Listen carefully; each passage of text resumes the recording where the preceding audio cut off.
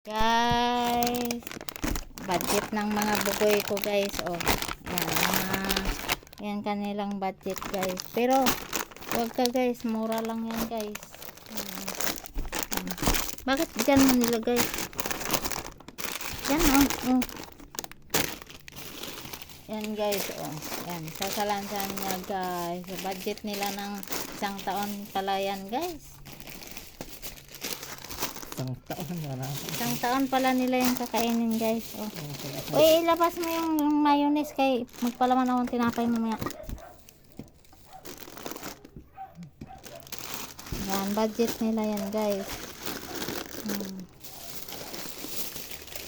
Kakain lang kasi sila guys ng ganyan kapag mayroon guys. Pero pag wala guys, kawawa. Wala guys.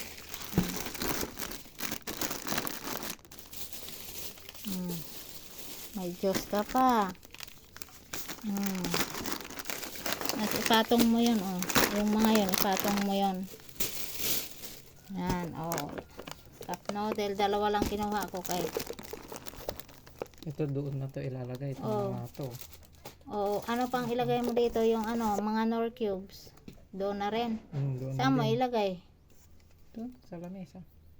O kaya kahit dito lang sa pagluto. Ayan na guys. Tapos may gatas pa dito Dito sa plastic. Tapos ito guys, budget din nila yan guys. Tay at saka Ariel guys, binili ko. Tapos Sunrock. Tapos yan, budget nila ng pangmatagalan yan guys. Yan, ganyan yan sila guys, mag budget. Yan.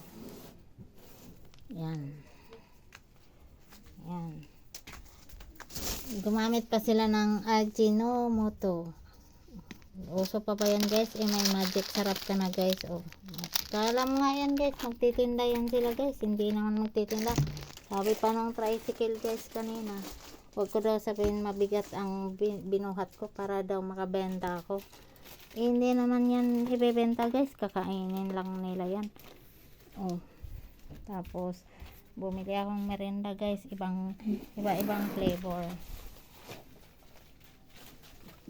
Iba-ibang flavor, iba-ibang donut. Di pa nga nila nauubos yung tinapay guys. Tingnan mo, ayaw nila yata guys. Tapos may ganyan. Pwede ka namang magtinda.